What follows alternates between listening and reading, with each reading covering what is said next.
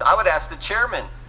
My understanding is Mr. Mueller's going to be here next week. Why are we doing it? You're going to get to ask the guy who wrote the whole darn document. We're all going to get asked him questions. Why don't you hold off on this contempt until at least the guy who wrote the thing spent 22 months and $35 million with a whole bunch of Democrat lawyers putting it together? Why don't you wait and ask him next week before we do this contempt resolution? Gentleman's recognized. Bill Barr is following the law, and what's his reward? Democrats are going to hold him in contempt. I don't think today's actually about getting information. I don't think it's about getting the unredacted Mueller report. I don't think last week's hearing was actually about having staff question the Attorney General. I think it's, as my colleague said earlier, I think it's all about trying to destroy Bill Barr because Democrats are nervous he's going to get to the bottom of everything. He's going to find out how and why this investigation started in the first place. Never forget what Bill Barr said a few weeks ago, 3.5 weeks ago when he testified in front of the Senate Finance Committee. Said a lot of important things, but he said four very interesting things. First, he said there was a failure of leadership at the upper echelon, term he used, upper echelon of the FBI. We all know that's the case. Director Comey's been fired. Deputy Director McCabe fired, lied 3 times under oath according to the Inspector General. FBI counsel Jim Baker demoted and left, currently under investigation by the Justice Department.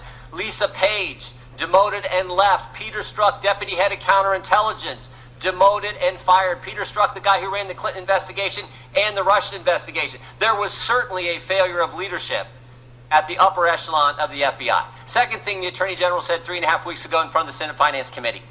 Spying did occur. Said it twice. Yes, spying did occur. Third, he said, there's a basis for my concern about the spying that took place. And maybe the most interesting thing, 2 terms he used that frankly I find frightening. He said there was, in his judgment, he thinks there may have been unauthorized surveillance and political surveillance. Scary terms. We got to go back to January 3rd, 2017. Senator Schumer on the Rachel Maddow show talking about then President-elect Trump says this: if you take on the intelligence community, they have 6 ways from Sunday at getting back at you. Now, I don't know if the FBI went after President Trump in 6 ways, but I sure know they went after him in 2 ways.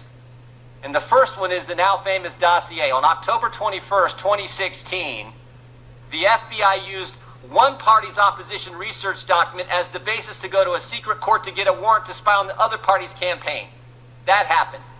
Democrat National Committee, the Clinton campaign, paid Perkins Coie law firm, who hired Fusion GPS, who then hired a foreigner, Christopher Steele, who did what? Talked to Russians and put together this salacious, unverified document that became the basis to get a warrant to spy on the Trump campaign. They did it. And when they went to the court, they didn't tell them important things like who paid for it.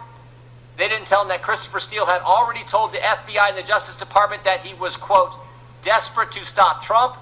And they didn't tell the court that Christopher Steele had been fired by the FBI because he's out talking to the press. They did that. And second, just last Thursday, New York Times story, FBI sent investigator posing as an assistant to meet with the Trump aide in 2016. FBI sent someone in, pretending to be somebody else, to talk with George Papadopoulos, who was with the Trump campaign. You know what they call that? You know what they call that?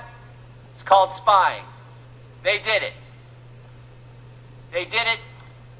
They did it twice, and who knows how much more. And what I know is Bill Barr has said he's going to get to the bottom of it. And think about the term he used again. This is important. Political surveillance. In the United States of America, I will not yield. Think about that term. He's going to get to the, he said he's going to put a team together, going to investigate all this. This is critical. And never forget the guy who ran this investigation, Peter Strzok, ran the Clinton investigation and then launched and ran the Trump-Russia investigation. Never forget what he said. Trump should lose $100 million to zero. We need an insurance policy. Told Lisa Page, don't worry, Lisa, we'll stop Trump.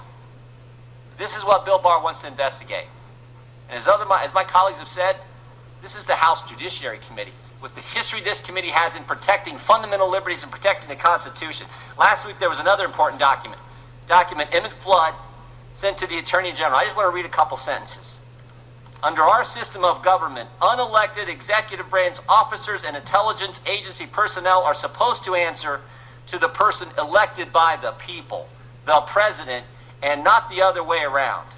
This is not a Democrat or Republican issue. It's a matter of having a government responsible to the people, to we the people.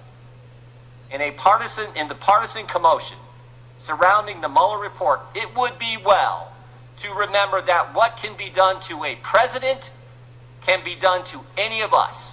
And this committee is supposed to look out for that fundamental fact more than anything else. And we are not doing that today. I yield back.